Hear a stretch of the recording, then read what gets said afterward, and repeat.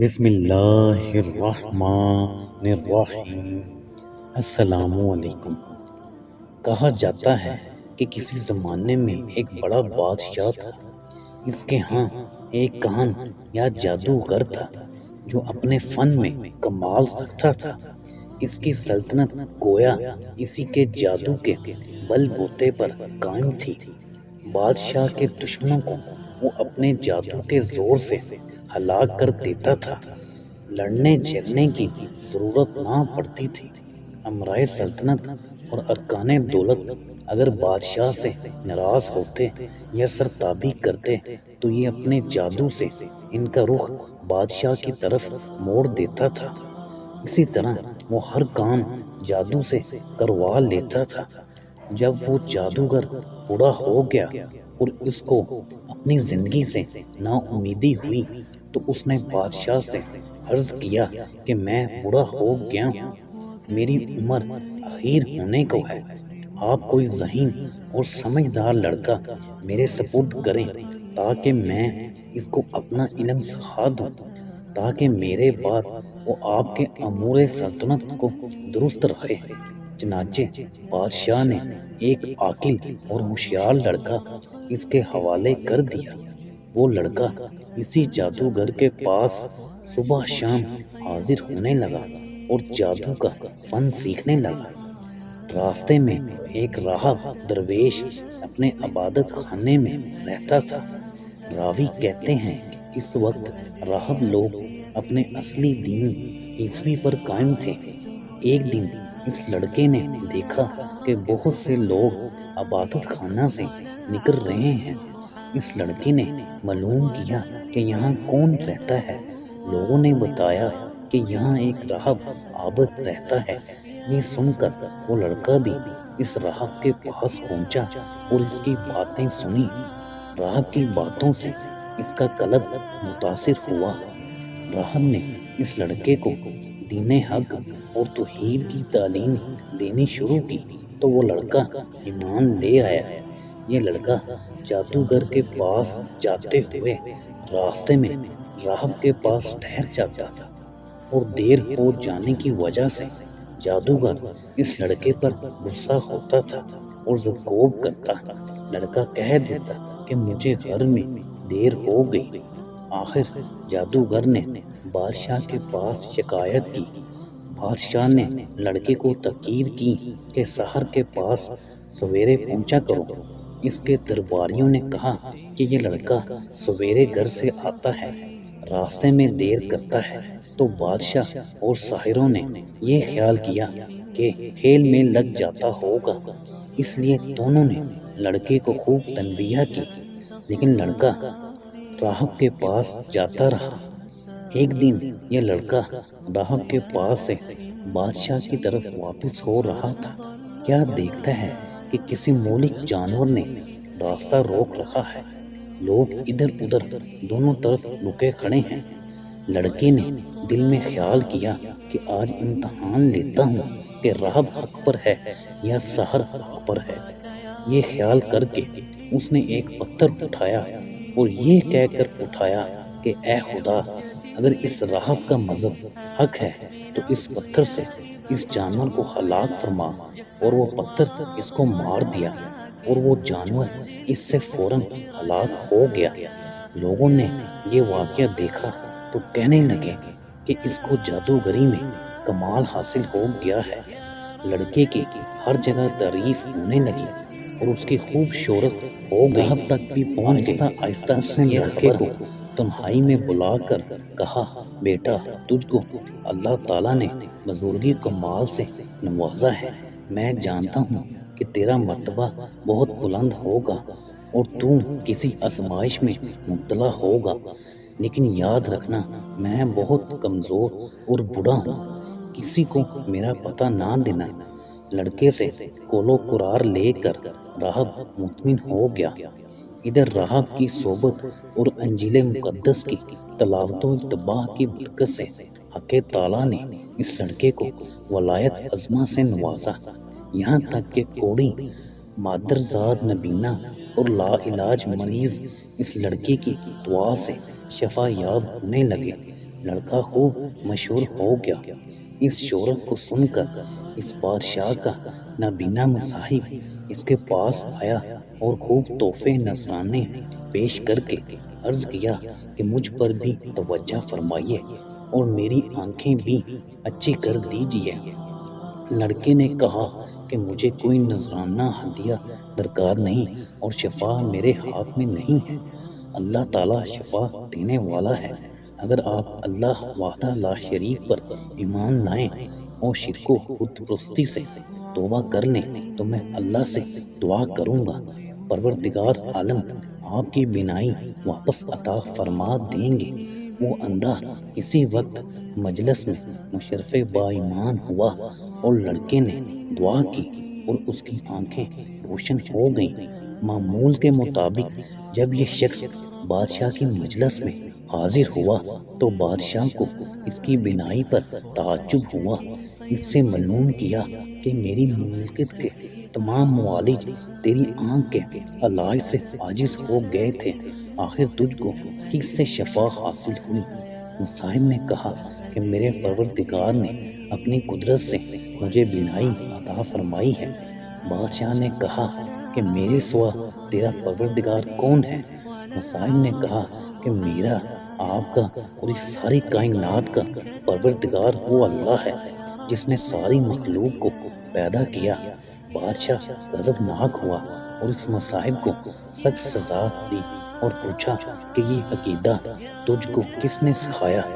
سختی سے گھبرا کر اس نے لڑکے کا نام بتا دیا۔ بادشاہ نے لڑکے کو بلایا اور کہا کہ تجھ کو میری پرورش اور میرے جادوگر کے فیض سے یہ کمال حاصل ہوا ہے۔ لڑکے نے کہا کہ میرے اور آپ کے اور جادوگر کے ہاتھ میں شفا نہیں ہے، یہ اللہ کی قدرت پر موقوف ہے۔ بادشاہ سخت ناراض ہوا، اس کو کڑی سزا دلوائی اور کہا یہ لڑکا بہت غائب رہتا تھا، معلوم ہوتا ہے یہ کسی جگہ جاتا تھا، وہاں اس کے خیالات بدل گئے۔ جادوگر نے بھی دربار میں حاضر ہو کر عرض کیا کہ یہ لڑکا مدت سے غائب ہے، میرے پاس نہیں آتا۔ بادشاہ نے کہا اس سے سختی سے پوچھا جائے کہ یہ مدت سے کہاں رہا اور کس کے پاس آتا جاتا ہے۔ جب سختی حد سے بڑھ گئی تو لڑکے نے مجبور ہو کر گوشہ نشین راہب کا نام بتا دیا۔ بادشاہ نے راہب کو گرفتار کر کے حاضر دربار کیا اور اس سے کہا کہ اگر تم اپنے دین سے نہ پھرے گا تو تجھ کو آرے سے چیر دیا جائے گا۔ راہب نے کہا کہ میں ہرگز اپنے دین برحق سے نہ پھروں گا اور جو مصیبت آئے گی اس پر صبر کروں گا۔ چنانچہ بادشاہ کے حکم سے اس راہب کو آرے سے چیر دیا گیا۔ پھر مصاحب کو بلا کر یہی کہا۔ مصاحب نے بھی دین برحق کو چھوڑنے سے انکار کر دیا اور اس کو بھی آرے سے چیر کر شہید کر دیا گیا۔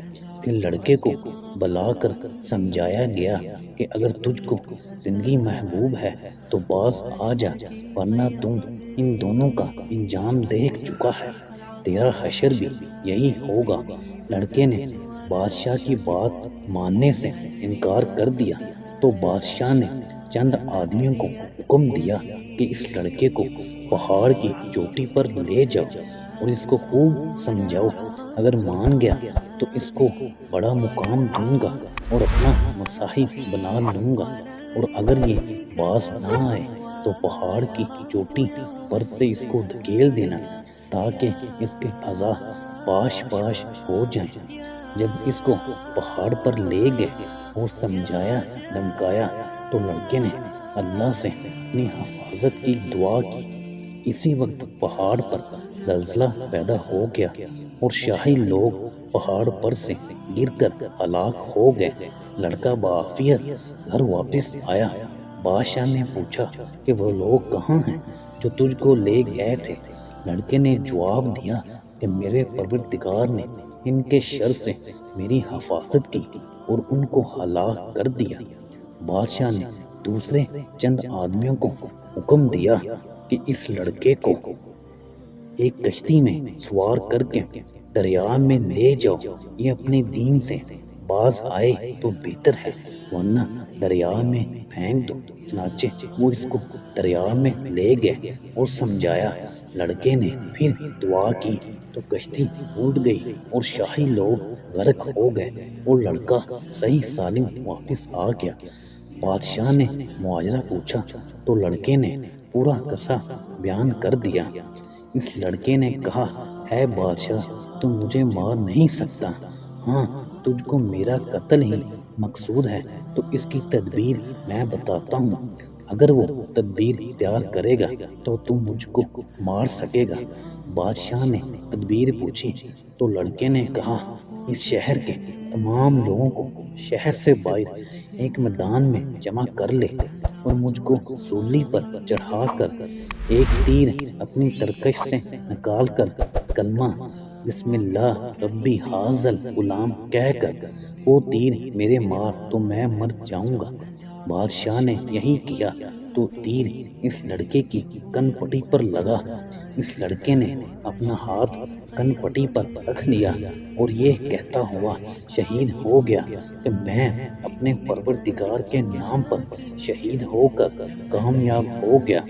اور اس واقعہ کو دیکھنے پر تمام لوگوں نے بآواز بلند کہا کہ آمنا بربی حاذل غلام، آمنا بربی حاذل غلام۔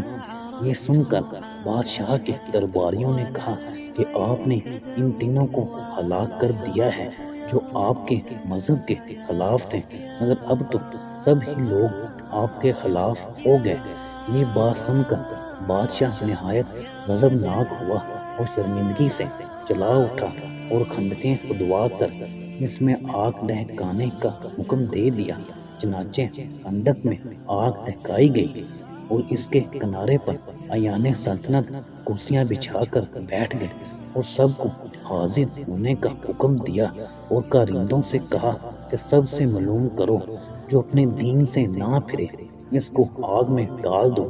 چنانچہ شاہی فرمان کے مطابق ایمان والوں کو آگ میں ڈالنا شروع کیا گیا، یہاں تک کہ ایک ایسی عورت کو بھی لایا گیا جس کی گود میں بچہ تھا۔ عورت کو جب آگ میں ڈالنے لگے تو وہ ہچکچائی۔ بادشاہ نے کہا کہ عورت کو رہنے دو، پہلے اس کے بچے کو آگ میں ڈال دو، شاید اس طرح وہ اپنے ایمان سے واپس ہو جائے۔ چنانچہ اس کے بچے کو آگ میں پھینک دیا گیا۔ بچے نے بلند آواز سے کہا، ماں جی آپ صبر کریں اور بلا گھبراہٹ بسم اللہ پڑھ کر آگ میں کود پڑیں، یہ آگ گل و گلزار بن جائے گی۔ عورت یہ سن کر بغیر کسی گھبراہٹ کے آگ میں کود گئی اور وہ آگ ایسی بھڑکی کہ اس نے بادشاہ اور اس کے مصاحبین کو جو کہ کرسیوں پر بیٹھے مظلوموں کو جلنے کا تماشا دیکھ رہے تھے، سب کے سب جل کر خاک ہو گئے۔ حضرت ربیع بن انس رضی اللہ عنہ فرماتے ہیں، اللہ تعالیٰ نے اس مسلمانوں کے آگ میں گرنے سے پہلے ہی ان کی روح قبض کر لی تھی، اس طرح ان کو اس آگ کی تکلیف سے اللہ نے محفوظ رکھا۔ محمد بن اسحاق رحمۃ اللہ علیہ نے اس واقعہ کو بہت تفصیل سے ذکر کیا ہے اور اس لڑکے کا نام عبداللہ بن تامر بتایا ہے، اور یہ بھی لکھا ہے کہ یہ واقعہ یمن کے شہر نجران میں پیش آیا تھا، اور اس حادثے میں اس ظالم بادشاہ نے تقریباً 20,000 آدمیوں کو آگ میں ڈال کر شہید کیا تھا۔ اس بارے میں دوسرے بھی اقوال ہیں۔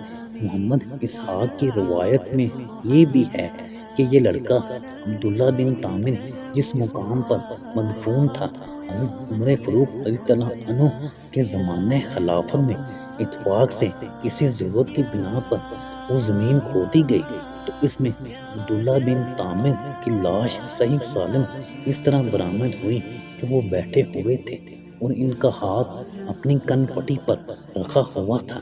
کسی دیکھنے والے نے ان کا ہاتھ جگہ سے ہٹایا تو خون جاری ہو گیا، پھر وہ ہاتھ اسی جگہ رکھ دیا گیا تو خون بند ہو گیا۔ ان عبداللہ بن تامر کے ہاتھ میں ایک انگوٹھی بھی تھی جس پر اللہ ربی لکھا ہوا تھا۔ عامل یمن نے اس واقعے کی اطلاع فوراً حضرت عمر فاروق رضی اللہ عنہ کو دی حضرت فاروق اعظم نے جواب میں لکھا کہ ان کو ان کی سابقہ حالت پر انگوٹھی سمیت دفن کر دو۔ چنانچہ ایسا ہی کیا۔ واقعے کو زیادہ سے زیادہ لائک اور شیئر کریں اور ہمارے چینل کو سبسکرائب بھی کریں تاکہ اس طرح کے مزید اچھے واقعات آپ تک بر وقت پہنچ سکیں۔ اللہ حافظ۔